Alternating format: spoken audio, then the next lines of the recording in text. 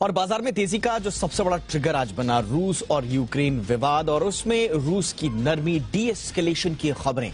दरअसल रूस और यूक्रेन के बीच जारी विवाद भले ही खत्म ना हुआ हो पूरी तरह से, लेकिन बहुत दिनों बाद ये पहली बार नरम पड़ता हुआ जरूर दिखाई दिया है। एक संकेत ऐसा मिला है जिससे लग रहा है कि शायद अब दोनों पक्ष या तमाम पक्ष जो भी इसमें जुड़े हुए हैं वो शांति चाहते हैं, युद्ध नहीं। रूस ने दरअसल कहा है कि वो यूक्रेन की सीमा के पास तैनात अपने कुछ सैनिक ठिकानों और कुछ सैनिकों को जो है वो अपने ठिकानों पर वापस भेज रहा है। इस पर यूक्रेन ने भी खुशी जाहिर की है। यूक्रेन ने कहा है कि पश्चिमी देशों की मदद से लगातार जारी कूटनीतिक प्रयासों का असर दिखने लगा है। फ्रांस ने भी इस कदम का स्वागत किया है। पश्चिमी देशों और यूक्रेन की कवायद के बीच गतिरोध को खत्म करने की दिशा में उठाया गया ये पहला कदम है। हालांकि रूस ने अभी यूक्रेन की सीमा पर 1 लाख से ज्यादा सैनिकों को तैनात किया हुआ है। इसका मतलब साफ यह है कि युद्ध की आशंकाएं अभी पूरी तरह से खत्म नहीं हुई है। दूसरी तरफ भारत ने यूक्रेन में रहने वाले भारतीयों से स्वदेश लौटने की उनको हिदायत दी है। यूक्रेन में भारतीय दूतावास ने एक एडवाइजरी जारी की है जिसमें कहा गया है कि अगर जरूरी ना हो तो यूक्रेन ट्रैवल को टाला जा सकता है और अगर वहां पर रहना बहुत ज्यादा जरूरी ना हो तो आप टेम्परेरीली वापस स्वदेश लौट सकते हैं। ये एक तरह की एडवाइजरी जारी की गई है, लेकिन जो सेंटिमेंट्स हैं, जो संकेत हैं, वो ये इशारा कर रहे हैं कि रूस में अब धीरे धीरे संभवतः स्थितियां ठीक हो रही हैं यूक्रेन को लेकर।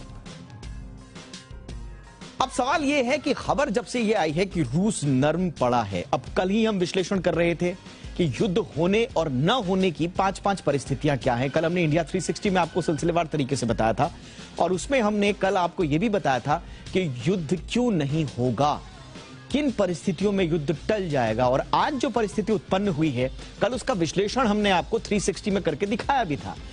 अब सवाल यह है कि क्यों नरम आखिर रूस पड़ा। ऐसी क्या बात हो गई कि लगातार धमकियां देने वाला, लगातार सबको परेशान करने वाला रूस अचानक से नरम पड़ गया।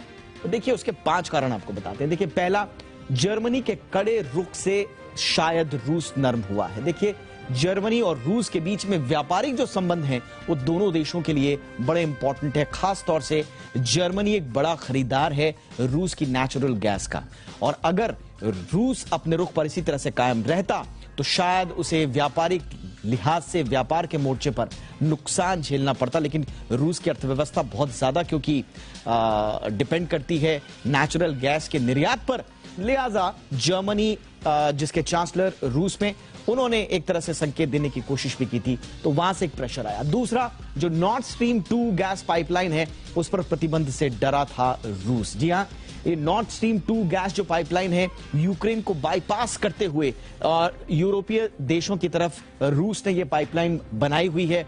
बहुत ज्यादा खर्चा रूस का इस पर लग चुका है और अगर ये गैस पाइपलाइन शुरू नहीं होती है तो कहा जा रहा है कि रूस की पूरी अर्थव्यवस्था बैठ सकती है। इतना ज्यादा निवेश इसमें हो चुका है। इस पर लगातार पश्चिमी देश प्रतिबंध लगाने की धमकी दे रहे थे, तो संभवतः यह भी एक कारण रहा कि रूस सख्ते में आ गया, रूस पर दबाव रहा। और कारणों का अगर हम जिक्र करें तो देखिए यूक्रेन के नाटो से दूरी बनाने का जो बयान आया, और कल भी आया आज भी आया, कि इस तरह के संकेत मिले कि शायद यूक्रेन ने जिद छोड़ दी है। कल इंडिया 360 में हमने आपको इसका विश्लेषण भी किया था कि आखिर क्यों यूक्रेन भी ये चाहेगा कि अब बहुत हो गया, बहुत ज्यादा दबाव आगे ना बढ़ाया जाए और एक तरह का एक संकेत देने की कोशिश की जाए कि नाटो में जाने का फिलहाल जो आइडिया उसको ड्रॉप किया जाए ताकि नॉर्मलसी वापस लौटे। और कल लगातार ये इस तरह के संकेत भी देखे और यूक्रेन की तरफ से बयान भी इस तरह के आए, तो उससे रूस ने एक तरह से नरमी बरतने की ओर कदम बढ़ाए। पश्चिमी देशों से लगातार दबाव से शांत हुआ है रूस। जी हां, यूक्रेन भी इस बात को कह रहा है कि डी एस्केलेशन जो रूस की तरफ से शुरू हुआ है वो पश्चिमी देशों के लगातार दबाव के कारण हुआ है। हालांकि रूस का कहना कुछ और है। रूस साफ तौर पर कह रहा है कि 15 फरवरी की तारीख को लिख लीजिए। जो पश्चिमी देश प्रोपोगेंडा फैला रहे थे ना कि रूस हमला कर देगा, देखिए हमने तो कभी भी हमला करने की सोच नहीं थी, हमने तो नियमित एक्सरसाइज करी और हमारे ट्रूप्स अब वापस बंकस में लौट रहे हैं युद्धाभ्यास के बाद।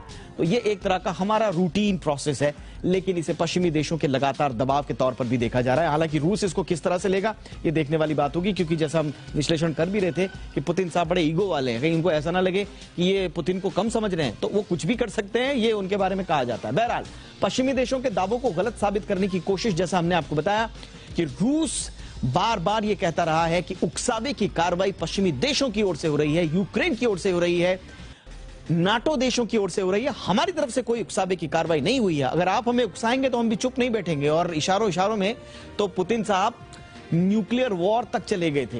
तो बहरहाल पश्चिमी देशों के दावों को झुटलाने की कोशिश की, भैया हम हिंसा नहीं चाहते, हम युद्ध नहीं चाहते, वो तो पश्चिमी देशों में बदनाम कर रहे हैं। तो शायद ये भी एक रणनीति हो सकती है। अब आगे क्या होगा ये भी आपको बताएं। 5 वो पॉइंटर्स जिसमें आगे का रुख तय कर सकते हैं। देखिए, पहला, पश्चिमी देशों के साथ बातचीत जारी रहेगी, युद्ध कोई नहीं चाहता, ये संकेत हर तरफ से मिले हैं। तनाव बढ़ाने की कोशिश हर तरफ से हो रही है, लेकिन युद्ध कोई नहीं चाहता क्योंकि व्यापारिक हित हैं और कौन चाहेगा कि दुनिया एक अशांत माहौल के बीच में जाए। तो इसलिए पश्चिमी देशों के साथ बातचीत फिलहाल जारी रहेगी। नंबर 1, आगे और क्या होगा? रूस शर्तों के साथ सेना को पीछे हटा सकता है। देखिए, अभी तो वो कह रहा है कि हमने सिर्फ अपना युद्धाभ्यास में जो सैनिक हमारे लगे हुए थे उनको हम वापस बंकर्स में भेज रहे हैं, लेकिन अगर वो 1 लाख या 1,30,000 जो सैनिक हैं उनको पूरी तरह से वापस करना है तो उसके पीछे कुछ शर्तों पर बात हो सकती है। शर्तें हम लगातार आपको बता रहे हैं। उन शर्तों पर क्या काम होगा? नाटो का दर्जा जो है, नाटो से यूएसएसआर के जो पूर्व देश है उनको वापस हटाया जाए, यूक्रेन नाटो में नहीं जाएगा। इस तरह की कई शर्तें हैं जो पुतिन ने लगाई हुई हैं, तो उनके साथ बातचीत आगे जारी रहेगी। तीसरा, यूक्रेन नाटो में शामिल होने की जिद छोड़ सकता है और इसकी खबर तो आई गई है कि संकेत इसी तरह के हैं। इसका शायद औपचारिक ऐलान आने वाले कुछ दिनों में आप देखने को मिलेगा। यह हो सकता है आगे। तीसरा पॉइंट। चौथा पॉइंट, पश्चिमी देश रूस को झुकने के लिए हल्के प्रतिबंध लगा सकते हैं। हालांकि इसकी संभावना कम है, लेकिन अगर कुछ इधर उधर होता है तो हो सकता है कि पश्चिमी देश या वापस अगर पुतिन साहब कुछ ये कह दे कि नहीं हमने सेना वापस इसलिए नहीं हटाई है कि कोई वो कुछ इस तरह का अगर बयान दे दे, तो हो सकता है एक आध हल्के फुल्के प्रतिबंध जो है सांकेतिक रूप से पश्चिमी देश रूस पर लगा दें और थोड़ा ये हो कि इसमें जीत हार वाली अगर कोई स्थिति पैदा होती है। और पांचवा जो पॉइंट जो आगे हम देखने को मिल सकता है वो ये कि रूस यूक्रेन पर हमला बोल सकता है, हालात बिगड़ सकते हैं। कोई नहीं चाहेगा ये 5वां पॉइंट सही साबित हो, हम भी नहीं चाहेंगे, आप भी नहीं चाहेंगे, दुनिया में कोई भी नहीं चाहेगा। लेकिन अगर पुतिन पलटते हैं अपनी बात से या वो सरप्राइज देने में माहिर हैं, अगर किसी तरह का सरप्राइज देते हैं बात बिगड़ती है, तो जी हाँ, ऐसा भी हो सकता है। कल हम इस पर बात कर भी रहे थे।